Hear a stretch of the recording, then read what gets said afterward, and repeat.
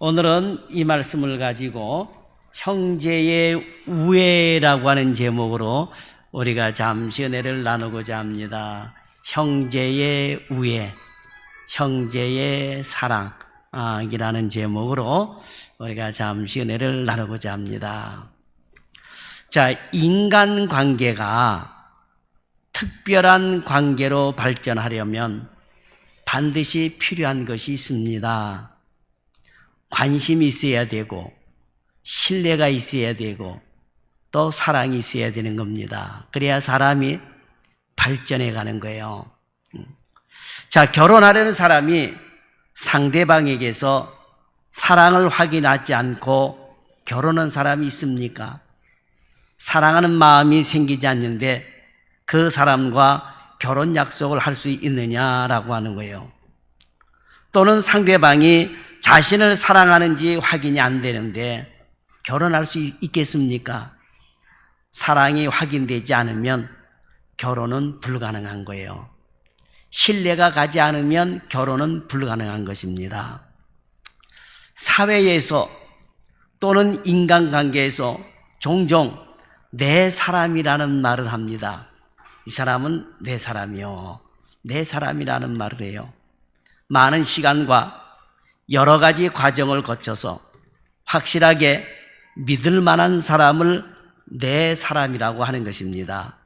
그리고 그렇게 확신이 들면 자신의 생명을 결정할 수 있는 중요한 문제까지도 맡기게 되는 것입니다.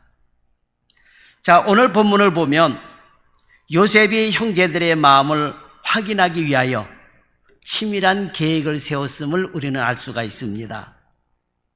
사실 요셉에게 있어서 이 형들은 10명의 형들은 피를 나눈 관계가 아니라 원수들입니다. 한마디로 얘기해서 죽여도 시원치 않을 만큼 원한이 맺힌 관계입니다. 그런데 요셉은 그런 형들과 원수로 남는 것이 아니라 가까이 하고 싶고 진정한 형제로 돌아가고 싶었던 것입니다. 그래서 요셉은 형들을 테스트를 하고 있는 것입니다. 이것 때문에 요셉은 형들을 만났음에도 자신의 신분을 드러내지 않고 울음을 참아가면서 형들의 마음을 지금 떠보고 있는 것입니다. 형들이 어떤 모습으로 바뀌어 있을까? 왜냐하면 20년이 넘는 세월이 흐른 거예요. 그리고 요셉이 어렸을 때 봐왔던 형들의 모습은 악한 모습들이었습니다. 도둑질하고 살인하고 아주 악한 모습들을 보아왔던 거예요. 여러분, 20년이 넘는 세월 동안에 이제 형들이 어떻게 변했을까 하는 마음을 가졌던 겁니다. 그리고 형들이 어떻게 바뀌었을까? 자, 이미 우리는 본문을 통해서 알고 있지만 또 말씀을 통해서 은혜가 되는 그런 시간이 되기를 바랍니다. 첫째로 요셉은 형들의 우애를 확인하기 위해서 작전을 세웠습니다. 자, 지금 진행되고 있는 이러한 작전은 요셉이 지금 생각하는 것이 아니라 형들이 양식을 구하러 온 첫날부터 생각해서 진행된 계획이었다라고 하는 거예요. 즉흥적으로 진행이 된 것이 아니라 이미 요셉은 형들이 처음에 곡식 내려올 때부터 이러한 계획을 진행하고 있었다라고 하는 거예요. 자, 양식을 구하러 처음 형들만 내려왔을 때 요셉이 동생 베냐민을 오게 한 것은 동생이 보고 싶어서 오게 한 것이 아닙니다. 처음부터 이 계획을 위해 형들이 동생을 데리고 다시 오도록 계획을 세웠던 것입니다. 그리고 자신의 생각대로 형들이 동생을 데리고 오자 이제 결정적으로 요셉은 형들의 마음을 떠보게 됩니다. 이제 테스트를 하게 되는 거예요. 바로 베냐민의 자리에 요셉의 은잔을 숨기고 베냐민을 위기의 일부로 빠뜨립니다. 그렇죠? 자기의 은잔을 베냐민의 그 양식 자루에 일부러 집어넣잖아요. 그래서 위기에 빠뜨립니다. 함정에 빠뜨린 것이에요.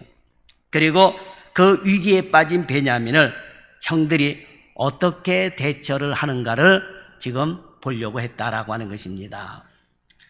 이런 내용들이 오늘 본문 1절부터 자세하게 나옵니다.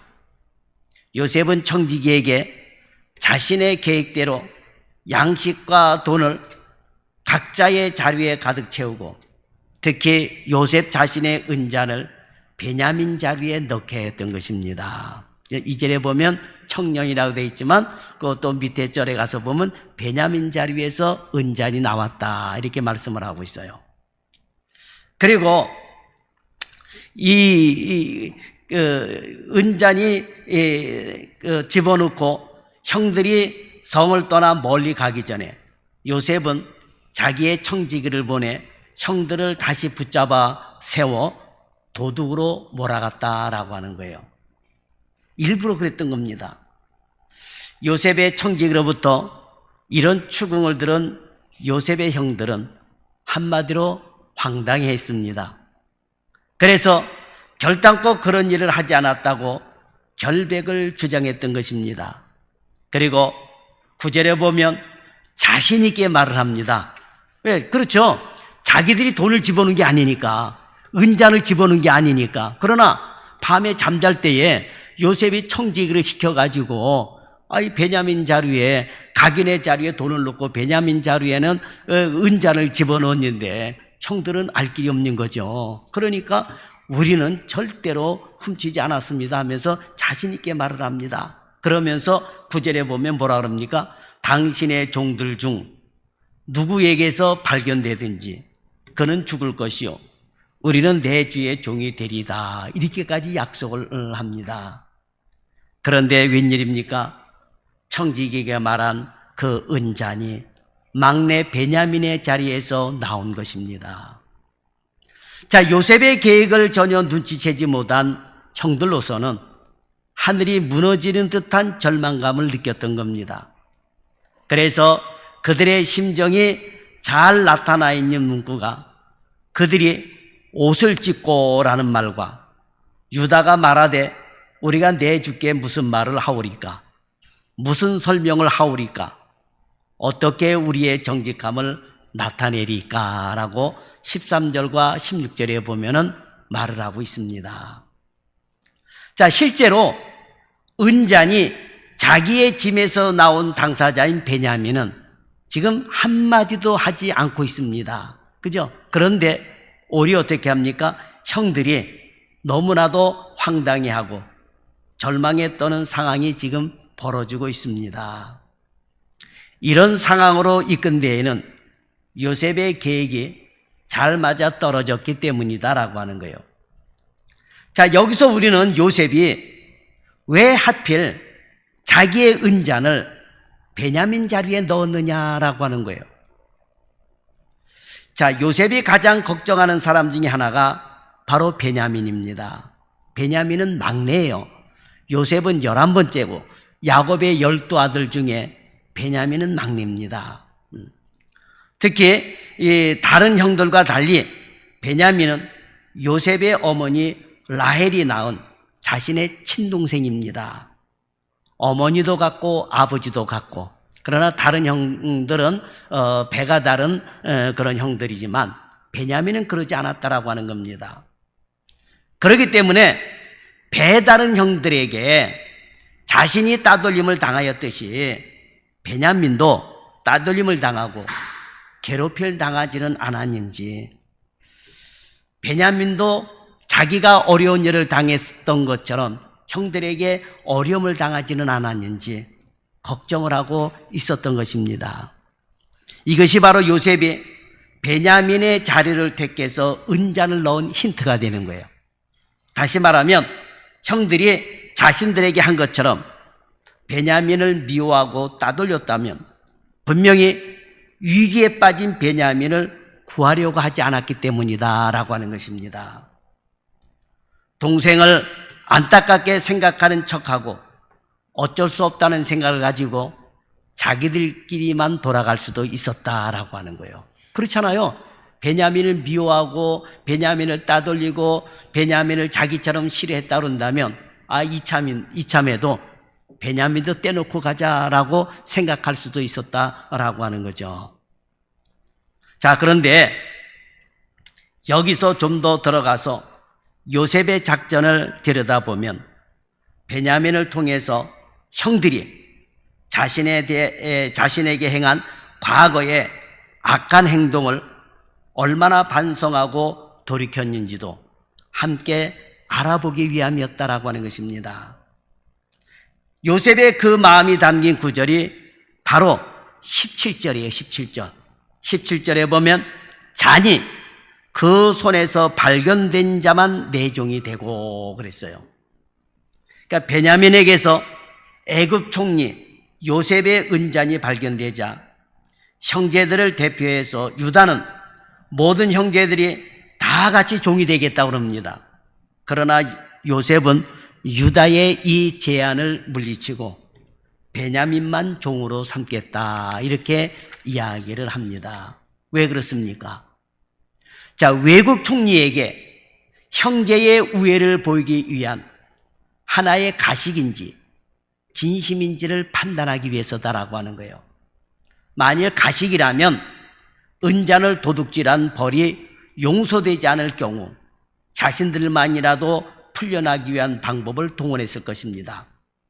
그러나 진심으로 동생 베냐민을 위한다면 다 같이 종이 되는 한이 있어도 베냐민을 위한 변론을 위해 애쓸 것이기 때문이다라고 하는 것입니다.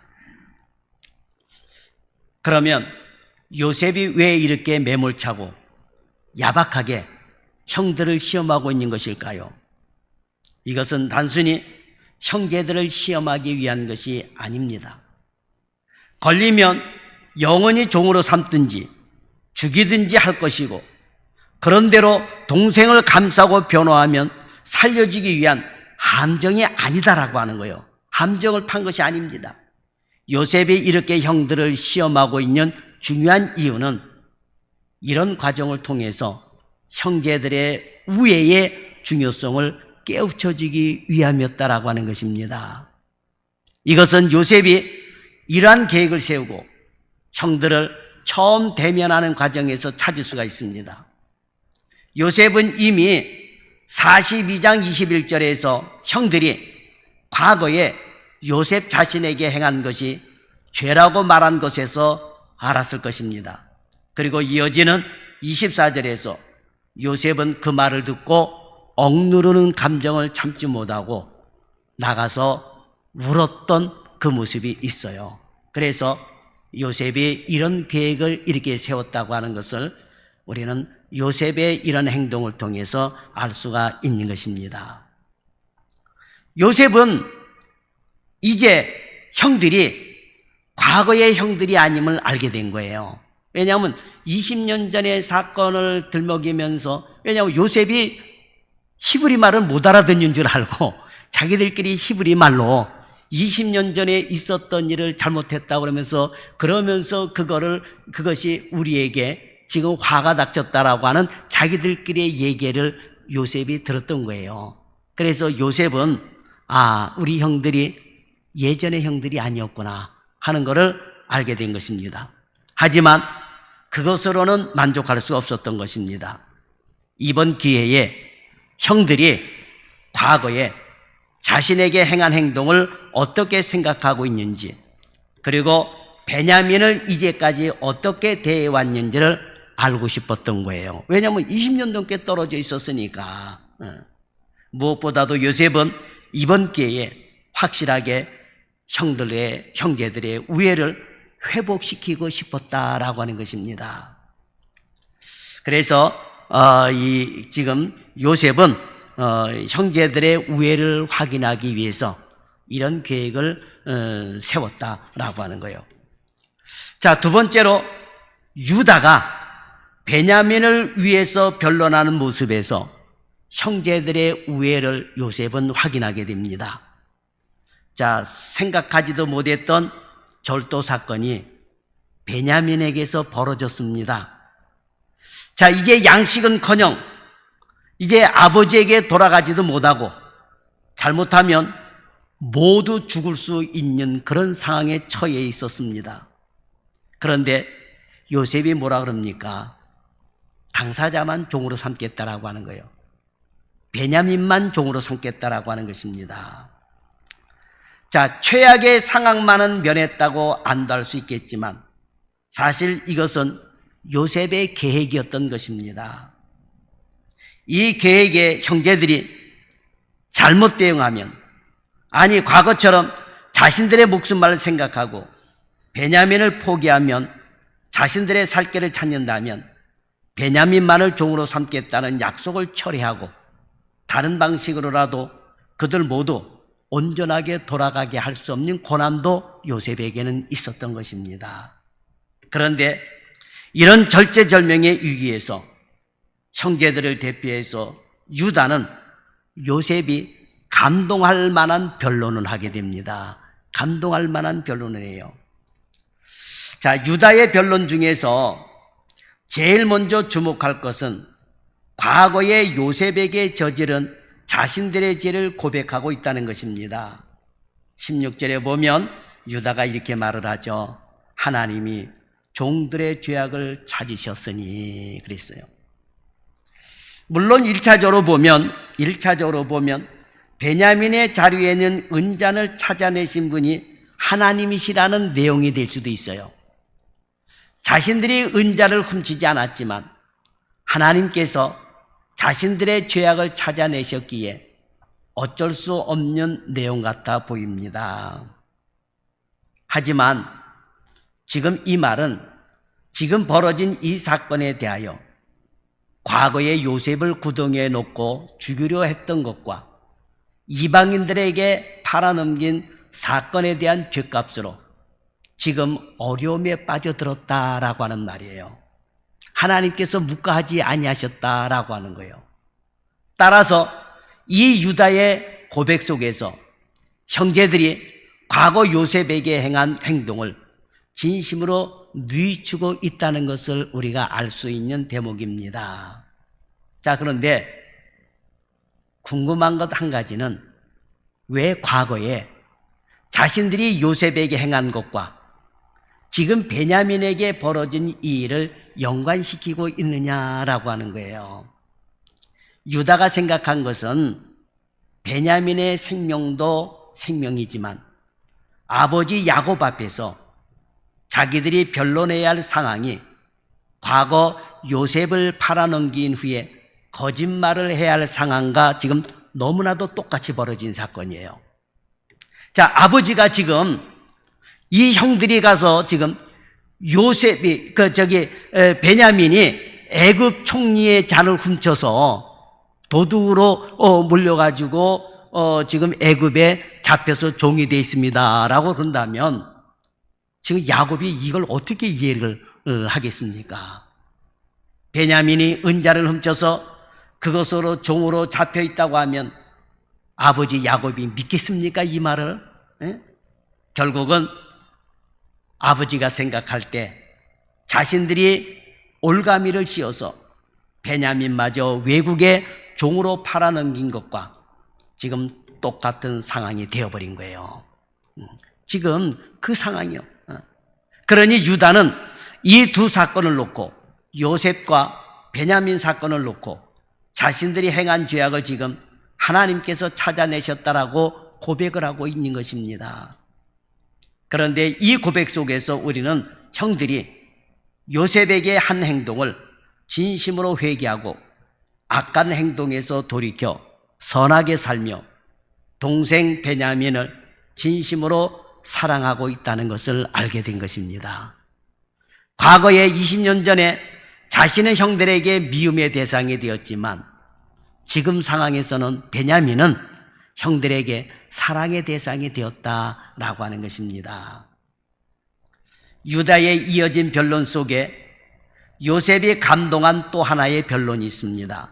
그것은 베냐민은 절대로 은잔을 훔치지 않았다든지 아니면 긍휼을 베풀어서 용서해달라든지 그런 내용이 아닙니다. 베냐민을 풀어주고 자신을 대신 종으로 삼아달라고 하는 내용이에요. 유다가 그 내용이에요. 지금 인정을 한 거예요. 변명하지 않고 인정했습니다. 그런데 베냐민을 놔주고 자신을 종으로 삼아달라라고 하는 거예요.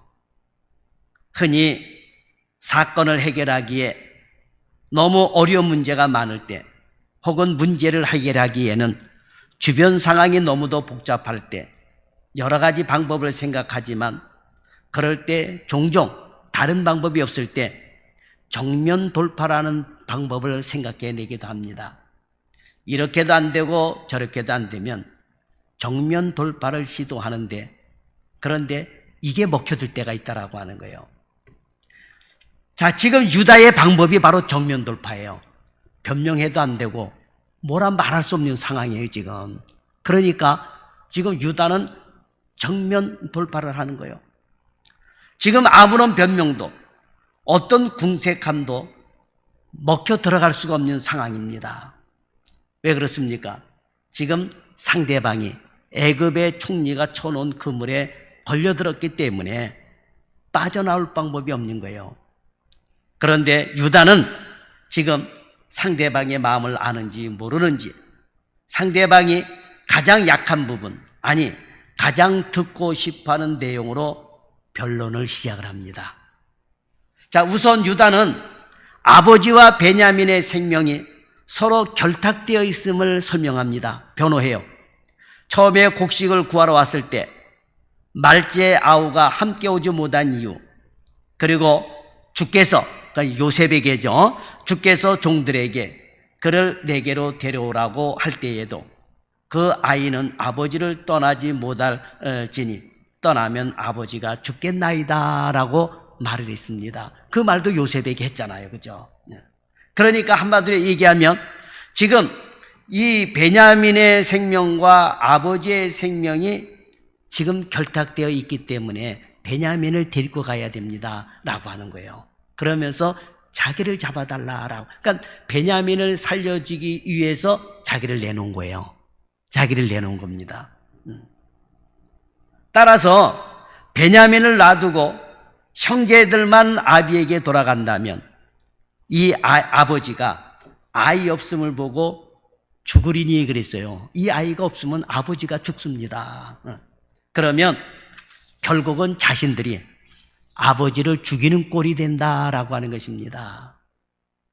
그래서 결론으로 유다는 33절에서 이렇게 말을 합니다.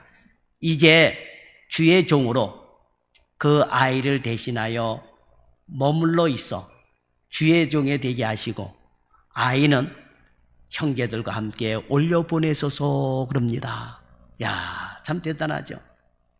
자, 유다의 이 변론에서 두 가지의 놀라운 사실을 우리가 알 수 있는데 하나는 아버지에 대한 효성입니다. 또 하나는 동생에 대한 애틋한 사랑이에요. 우선 아버지를 설득하여 동생을 데리고 온 것이 자신이기 때문에 아버지의 생명을 보존하기 위해서는 동생을 풀어주고 자신이 남아야 한다는 것입니다. 요셉은 유다의 변론 속에서 이렇게 형제들의 변화된 모습을 충분히 보았던 것입니다. 만약에 유다가 여기서 그러면 어쩔 수 없습니다. 우리는 올라가고 베냐민만 남게 있어서 그런다면 상황이 완전히 다시 바뀌어져 버렸을 거예요. 그런데 지금 이 유다가 지금 예수님의 모형을 보이고 있는 거예요. 베냐민을 살리기 위해. 다시 말하면 우리를 살리기 위해서 예수님이 이 땅에 오셔서 죽으셨듯이 유다는 지금 자기 동생을 위해서 자기가 그곳에 남아서 종이 되겠다라고 하는 거예요. 그러니 요셉이 얼마나 큰 감명을 받았겠습니까? 과거와는 너무나도 다른 모습을 지금 유다를 통해서 볼 수가 있는 거예요. 과거에는 속이고 성폭력하고 살인도 마다하지 않았던 형들이었습니다.